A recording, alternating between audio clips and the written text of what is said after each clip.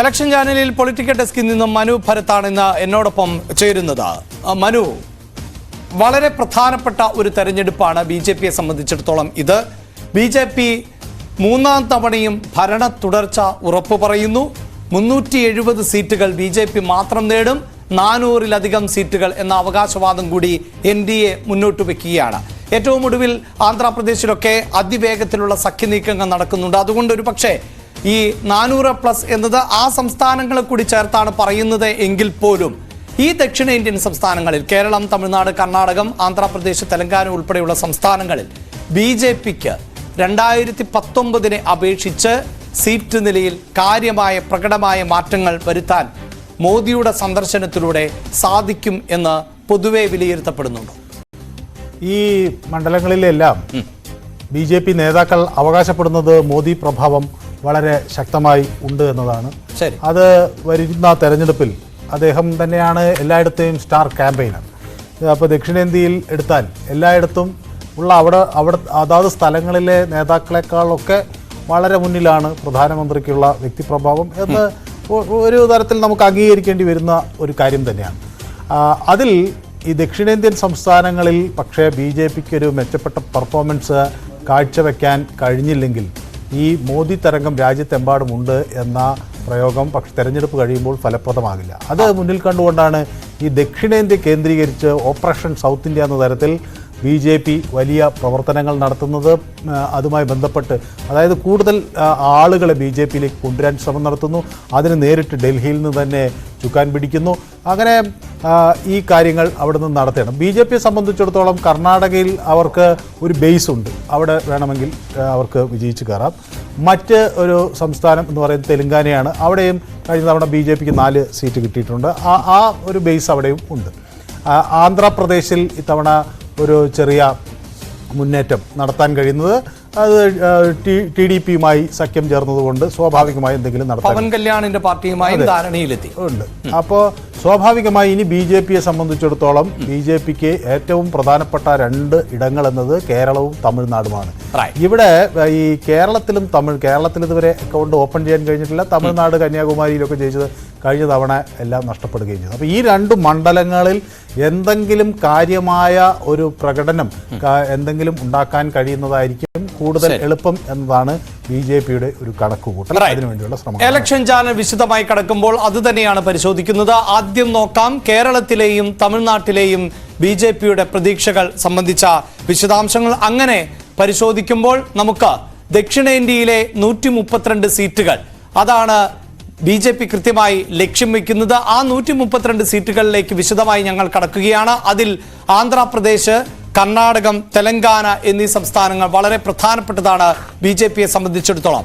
അതിൽ തന്നെ നിലവിൽ 2019 ലോക്സഭാ തെരഞ്ഞെടുപ്പിൽ 28-ൽ 25 സീറ്റുകൾ ബി ജെ പി ആ പാർട്ടി ലേബലിൽ തന്നെ വിജയിച്ചു നിൽക്കുന്ന സംസ്ഥാനമാണ്. പക്ഷേ ആന്ധ്രയിലേക്ക് വരുമ്പോൾ അങ്ങനെയല്ല. അവിടെ ബി ജെ പിക്ക് ഒന്നും നേടാനായിട്ടില്ല. പക്ഷെ തെലങ്കാനയിൽ വളരെ കുറഞ്ഞ നേട്ടം മാത്രം നേടി നിൽക്കുന്ന പാർട്ടി കൂടിയാണ് ബി ജെ പി. മനു, അതെ. പക്ഷേ ആന്ധ്രാപ്രദേശിൽ ഒരു അലയൻസ് വളരെ പ്രോപ്പറായി വന്നിട്ടുണ്ട്.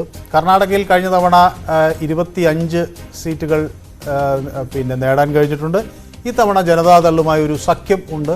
സ്വാഭാവികമായ സഖ്യത്തിൽ ഒരു തർക്കമുണ്ട്. അവർക്ക് 4 സീറ്റ് വേണമെന്ന നിലപാട് അവർക്കുണ്ട്. ബി ജെ പി 3 സീറ്റ് നൽകാം എന്ന നിലപാട്, 2 സീറ്റ് നൽകാം എന്ന നിലപാടുണ്ട്.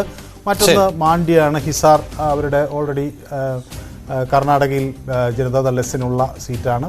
കോൺഗ്രസ് ജയിച്ച ഒരു മണ്ഡലവും അതുപോലെ നൽകാം എന്ന ഒരു നീക്കമുണ്ട്. പക്ഷേ അതിനപ്പുറത്തേക്ക് ബി ജെ പിക്ക് അവിടെ വിട്ടുവീഴ്ചകൾ ചെയ്താലും ചെയ്തില്ലെങ്കിലും അവിടെ ഒരു വലിയ വിജയപ്രതീക്ഷ ഇപ്പോഴും ഉണ്ട്. അതിനുവേണ്ടിയുള്ള പ്രവർത്തനം അവിടെ നടക്കുന്നു എന്ന് വേണമെങ്കിൽ പറയാം. സാധാരണ കൂടെ പോലുള്ളവർ പാർട്ടി വിട്ടുപോകുന്നു എന്നൊക്കെയുള്ള ആശങ്കകൾ നിൽക്കുമ്പോൾ കൂടിയും അതിനെയൊക്കെ മറികടക്കാൻ മോദി പ്രഭാവത്തിന് അവിടെ കഴിയും എന്ന് നമുക്ക് പ്രതീക്ഷിക്കാം. ആന്ധ്രാപ്രദേശിൽ ഞാൻ നേരത്തെ സൂചിപ്പിച്ചതുപോലെ അവിടെ 6 സീറ്റുകളിൽ മാത്രമേ ബി ജെ പി മത്സരിക്കുന്നു. അപ്പോൾ TDPക്കാണ് കൂടുതൽ 17 സീറ്റുകളിൽ അവിടെ ഒരു മുൻതൂക്കം. മറുഭാഗത്ത് YSR കോൺഗ്രസ് ഉണ്ട്. അതോടൊപ്പം തന്നെ YSR കോൺഗ്രസ് ഉണ്ട് എന്ന് പറയുമ്പോൾ തന്നെ ജഗൻമോഹന്റെ സഹോദരി കോൺഗ്രസിന് വേണ്ടി അതേ സ്ഥലത്ത് തന്നെയാണ് നിലയുറപ്പിച്ചിട്ടുള്ളത്. കോൺഗ്രസിന് തിരിച്ചു കൊണ്ടുവരുവാനുള്ള അതിശക്തമായ പോരാട്ടം ജഗൻമോഹന്റെ സഹോദരി നടത്തുകയും ചെയ്യുന്നുണ്ട്. അതുകൊണ്ട് തന്നെ ഒരു പക്ഷേ വോട്ട് സ്പ്ലിറ്റ് ആയേക്കാം എന്ന പ്രതീക്ഷ പുലർത്തുന്നുണ്ടാകാമല്ലേ? അതെ, കോൺഗ്രസിന് ഒരു തിരിച്ചടി കിട്ടും എന്നൊരു പ്രതീക്ഷ ഉണ്ട്. കോൺഗ്രസും ഈ മത്സരരംഗത്ത് വരുന്നതോടുകൂടി ത്രികോണ മത്സരം വന്നാൽ അത് കുറെ കൂടി തങ്ങൾക്ക് അനുകൂലമായ YSRന്റെ വോട്ടുകളായിരിക്കും പോവുക എന്നൊരു നിലപാട് ഉണ്ട്. അപ്പോൾ സ്വാഭാവികമായും BJPക്ക് ഈ 3 സംസ്ഥാനങ്ങളിൽ അവർക്ക് ഒരു ബേസ് ഉണ്ട് എന്നതാണ് നമുക്ക് അവരുടെ ഒരു പൊതുവെയുള്ള കണക്കുകൂട്ടൽ. മറ്റ് ഇടങ്ങളിലാണ് ഇനി കൂടുതലും. ഈ തെലങ്കാനയിലേക്ക് വരുമ്പോൾ, തെലങ്കാന രൂപീകൃതമായതിനു ശേഷം ആദ്യമായാണ് അതിന് ഈ തെലങ്കാനയിൽ ഒരു ഭരണ മാറ്റം ഉണ്ടാകുന്നത്. അതാകട്ടെ കോൺഗ്രസ് തെലങ്കാന പിടിച്ചെടുത്തൊരു സാഹചര്യം കൂടിയുണ്ടല്ലോ നിയമസഭാ തെരഞ്ഞെടുപ്പിൽ. അപ്പോൾ സ്വാഭാവികമായും ആ ഒരു തരംഗം അല്ലെങ്കിൽ അനുകൂലമായ സാഹചര്യം കോൺഗ്രസ് തെലങ്കാനയിൽ പ്രതീക്ഷിക്കുകയല്ലേ? രേവന്ത് റെഡ്ഡി അവിടെ നല്ല പ്രവർത്തനമാണ് നടത്തുന്നത്. മറ്റ് സംസ്ഥാനങ്ങളെ അപേക്ഷിച്ചൊക്കെ BJPയുടെയും അവിടെ നില മെച്ചപ്പെട്ടു എന്നാണ് പാർട്ടിയുടെ ഒരു ഉൾവിലയിരുത്തൽ. അപ്പോൾ സ്വാഭാവികമായും കഴിഞ്ഞ അസംബ്ലി തെരഞ്ഞെടുപ്പിനേക്കാളും സീറ്റുകൾ ജയിച്ചു. പിന്നെ സ്വാഭാവികമായും ഈ ഹൈദരാബാദിന് സമീപത്തും ആ ഏരിയയിലുമെല്ലാം BJP വോട്ടുകൾ വർദ്ധിച്ചിട്ടുണ്ട്. അപ്പൊ അതൊക്കെ ഒരു ഫാക്ടറായി വന്നാൽ എന്തായാലും അവിടെ 0 എന്ന ഗണത്തിലേക്ക് പോകില്ല എന്നൊരു പ്രതീക്ഷ BJPക്ക് ഉണ്ട്. അപ്പോൾ മാത്രമല്ല, ഇപ്പോൾ ഈ പ്രചരണത്തിൽ ഈ എല്ലാ സംസ്ഥാനങ്ങളും, ഇപ്പോൾ തെലങ്കാനയിലും ജഗത്യാലിൽ അവിടെ മോദി വലിയ റാലി നടത്തി, നാഗർ കർണൂലിൽ വലിയ റാലി നടത്തി, അതുപോലെ ആന്ധ്രാപ്രദേശിലാണെങ്കിൽ പൽനാടുവിൽ ജാഥ നടത്തി. അതേസമയം കർണാടകയിലും ഇതൊക്കെ തന്നെ ഇരിക്കുമ്പോഴും ഗുൽബർഗയിലും ഷിമോഗയിലും അദ്ദേഹം അവിടെ റാലി നടത്തി വലിയ പ്രകടനം കാണിച്ചു. ഗുൽബർഗ നമുക്കറിയാം, നേരത്തെ ഈ കോൺഗ്രസ് അധ്യക്ഷൻ്റെ മണ്ഡലമാണ്. അവിടെ കലബുർഗിയിൽ ചെന്ന് അദ്ദേഹം പ്രചരണം നടത്തും. നേരത്തെ അവിടെ പരാജയപ്പെടുത്തിയിട്ടുള്ള മണ്ഡലമാണ് കോൺഗ്രസ് അധ്യക്ഷനെ. അപ്പോൾ ഖാർഗെയെ പരാജയപ്പെടുത്തി എന്നത് ഒരു നിസ്സാര കാര്യമല്ല. അദ്ദേഹം അവിടെ മണ്ഡലത്തിൽ മത്സരിക്കുമ്പോൾ ആ മണ്ഡലത്തിൽ മല്ലികാർജുൻ ഖാർഗെയെ പരാജയപ്പെടുത്താൻ കഴിഞ്ഞു എന്നത് BJPക്ക് ഒരു നേട്ടമായിട്ടാണ് കഴിഞ്ഞ തെരഞ്ഞെടുപ്പിൽ അവർ കാണുന്നത്. എങ്കിലും അവിടെയൊക്കെ ആ ഫോക്കസോടുകൂടി തന്നെ ഉണ്ട്. പക്ഷേ BJPക്ക് ഇനിയും ഒരു ബാലികേറാമല എന്ന നിലയിൽ നിൽക്കുന്നത് നമ്മുടെ കേരളവും അതുപോലെ ആ സംസ്ഥാനങ്ങളിലേക്ക് വരുമ്പോൾ അതിന്റെ ഗ്രാഫിക്കൽ റെപ്രസെന്റേഷൻ കൂടി ഒന്ന് പ്രേക്ഷകരുമായി പങ്കുവെക്കുകയാണ്. പ്രത്യേകിച്ച് കേരളം, തമിഴ്നാട്, പുതുച്ചേരി, ലക്ഷദ്വീപ്. ഇതിൽ കേരളം 20 ലോക്സഭാ സീറ്റുകളുള്ള കേരളം ഇതുവരെയും ചരിത്രത്തിൽ ഒരിക്കൽ പോലും BJPക്ക് പിടികൊടുത്തിട്ടില്ല. NDA എന്നത് സാങ്കേതികമായി മൂവാറ്റുപുഴ മണ്ഡലത്തിൽ നിന്ന് വിജയിച്ച PC തോമസിനെ ആ നിലയിൽ വേണമെങ്കിൽ ടെക്നിക്കലി പറയാം. പക്ഷെ പിന്നീട് ആ തെരഞ്ഞെടുപ്പ് അടക്കം, ആ വിജയം അടക്കം റദ്ദാക്കിയ പശ്ചാത്തലം കൂടിയുണ്ട് കോടതി. അതോടൊപ്പം തന്നെയാണ് തമിഴ്നാട്ടിലേക്ക് വന്നാൽ കഴിഞ്ഞ തെരഞ്ഞെടുപ്പിൽ 39 സീറ്റുകളുള്ള തമിഴ്നാടാണ് ദക്ഷിണേന്ത്യയിൽ ഏറ്റവും അധികം ലോക്സഭാ സീറ്റുകളുള്ള സംസ്ഥാനം.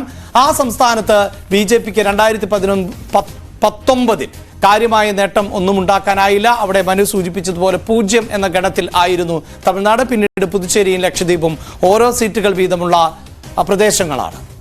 അതെ, ഇതില് ഈ പുതുച്ചേരിയിൽ BJPക്ക് ഇപ്പോൾ ഒരു ചെറിയൊരു എഫക്റ്റ് ഉണ്ട്. അവിടെ NR കോൺഗ്രസിന്റെ ഒരു സഖ്യം BJPക്ക് ഉണ്ട്. സ്വാഭാവികമായും അവിടെ NR കോൺഗ്രസിന്റെ പിന്തുണ കിട്ടുന്നതോട് പുതുച്ചേരിയിൽ ഒരു വിജയപ്രതീക്ഷ വരികയാണ്. അവിടെ ഇപ്പോൾ പിന്നെ ആരോഗ്യമന്ത്രിയെ നമശിവായം, അതായത് ആറുമുഖൻ നമശിവായത്തെ അവിടെ സ്ഥാനാർത്ഥിയാക്കാമെന്ന് ഏറെക്കുറെ ഒരു ധാരണയായിട്ടുണ്ട്. അങ്ങനെ വന്നാൽ അവിടെ കോൺഗ്രസിനെ എതിർത്ത് മത്സരിച്ച് ജയിക്കാം. ഈ പുതുച്ചേരി പോലുള്ള സ്ഥലങ്ങൾ വളരെ ചെറിയൊരു പ്രദേശമായതുകൊണ്ട് അവർക്ക് എപ്പോഴും കേന്ദ്രത്തിൽ ഡിപ്പെൻഡൻ്റ് ആണ്. മാത്രമല്ല, കോൺഗ്രസിനെ കഴിഞ്ഞ തവണ അവർക്ക് അവിടെ നാരായണസ്വാമിയുടെ നേതൃത്വത്തിലൊക്കെ ഒന്ന് തിരിച്ചടികൾ കൊടുക്കാൻ കഴിഞ്ഞു. സ്വാഭാവികമായും ആ പുതുച്ചേരി കോൺസ്റ്റിറ്റ്യുവൻസി പിടിച്ചെടുക്കാൻ കഴിയും എന്നൊരു പ്രതീക്ഷയുണ്ട്. പിന്നെ ഒന്നുള്ളത് ലക്ഷദ്വീപാണ്. ലക്ഷദ്വീപിൽ BJPക്ക് വലിയൊരു ഫോക്കസ് ഇല്ലാത്തൊരു സ്ഥലമായിരുന്നു. ഇത്തവണ BJP കാൻഡിഡേറ്റ് അവിടെ നിന്ന് മത്സരിക്കും എന്ന കാര്യം ഉറപ്പാണ്. ഒരുപക്ഷെ ഒരു വനിതാ കാൻഡിഡേറ്റിനെയാണ് BJP അവിടെ ഏറ്റവും പരിഗണനയോടുകൂടി കാണുന്നത്. അങ്ങനെ വന്നാൽ അത് BJPക്ക് ഒരു നേട്ടമാകും. കാരണം ലക്ഷദ്വീപിന്റെ ഒരു സ്വഭാവം അറിയാലോ. അത് കഴിഞ്ഞ ആദ്യത്തെ ഒരു 10-40 വർഷം സെയ്ദ് സാഹിബ് എന്ന PM സെയ്ദിന്റെ കയ്യിലായിരുന്നു ഈ മണ്ഡലം. പിന്നീട് അദ്ദേഹത്തിന്റെ മകനാണ് ഹംദുള്ള അവിടെ വന്ന് ഒരു തെരഞ്ഞെടുപ്പിൽ മത്സരിച്ചു. പക്ഷേ PM സെയ്ദിനുള്ള ഒരു ജനകീയത ഹംദുള്ളയ്ക്ക് ഉണ്ടായില്ല. അതിനെ തുടർന്ന് അവിടെ NCP എന്ന് രൂപീകരിക്കുകയും മുഹമ്മദ് ഫൈസൽ അവിടെ നിന്ന് ജയിച്ചു കയറുകയും ചെയ്തു. മുഹമ്മദ് ഫൈസൽ അവിടെ ആ സമയത്ത് വലിയ ജനകീയനായ ഒരു ആളായിരുന്നു. ഇടയ്ക്ക് വിവാദങ്ങളിലൊക്കെ പെട്ടു. ഈ കൊലപാതക ശ്രമം ഉൾപ്പെടെയുള്ള കേസിലൊക്കെ അദ്ദേഹം ശിക്ഷിക്കപ്പെട്ടു. പക്ഷേ ഞാൻ പറഞ്ഞത് റദ്ദാക്കപ്പെടുന്നു. ആദ്യത്തെ തെരഞ്ഞെടുപ്പിൽ നേരിടുന്ന ഒരു ഘട്ടത്തിൽ 2014 അവിടെ ഫൈസൽ മത്സരിക്കുന്ന ഒരു സാഹചര്യം ഉണ്ടായപ്പോൾ അത് ഫൈസലിനെ അവിടെ ദ്വീപിൽ പോയവർക്കൊക്കെ അറിയാം, അവരെ മൂത്താപ്പ എന്നാണ് വിളിക്കുന്നത്, വെച്ചാൽ എൽഡർ ബ്രദർ എന്നുള്ള അർത്ഥത്തിൽ, മൂത്ത ജ്യേഷ്ഠൻ അങ്ങനെയൊക്കെയായി. പിന്നെ പക്ഷേ ഈ ഇതിൽ ഫൈസലിന് ഒട്ടനവധി തിരിച്ചടികൾ നേരിട്ടു. പക്ഷേ BJP അവിടെ ഒരു യൂണിറ്റ് സ്ഥാപിച്ചിട്ടുണ്ട്. അവിടുന്ന് ഒരുപക്ഷെ സ്ഥാനാർത്ഥിയുടെ പേര് ഏറെക്കുറെ നമുക്കറിയാം, പക്ഷെ ഞാനത് പ്രഖ്യാപിച്ചതിന് ശേഷം വ്യക്തമാക്കാം എന്ന നിലപാടാണ്. ശരി. അത് മാത്രമല്ല, ലക്ഷദ്വീപിൽ പ്രധാനമന്ത്രി തന്നെ എത്തുകയും അവിടുത്തെ ഫോട്ടോഷൂട്ടൊക്കെ നമുക്കറിയാം. അതിനുശേഷം സഞ്ചാരികളുടെ ഒരു വലിയ ഒഴുക്ക്, മാലിദ്വീപിന് വലിയ തോതിലുള്ള തിരിച്ചടി ലഭിച്ചതുമൊക്കെ വാർത്തകളിൽ നിറഞ്ഞു നിന്ന പശ്ചാത്തലം കൂടിയുണ്ട്. മാത്രമല്ല, കേന്ദ്ര പ്രോജക്ട്സിന്റെ ബെനിഫിഷ്യറീസിനെ ഉണ്ടാക്കാൻ വേണ്ടി അവിടെ BJP വർക്ക് കാര്യമായി നടന്നിട്ടുണ്ട്. അപ്പോൾ അതൊക്കെ ഒരു ഗുണവും ചില വ്യക്തിപരമായ കോണ്ടാക്ട്സും ഉള്ള ഒരു വനിത ഇവിടെ മത്സരിച്ചാൽ BJPക്ക് ഒരു വലിയ നേട്ടം ഉണ്ടാക്കാൻ കഴിയും എന്നാണ് പ്രതീക്ഷ.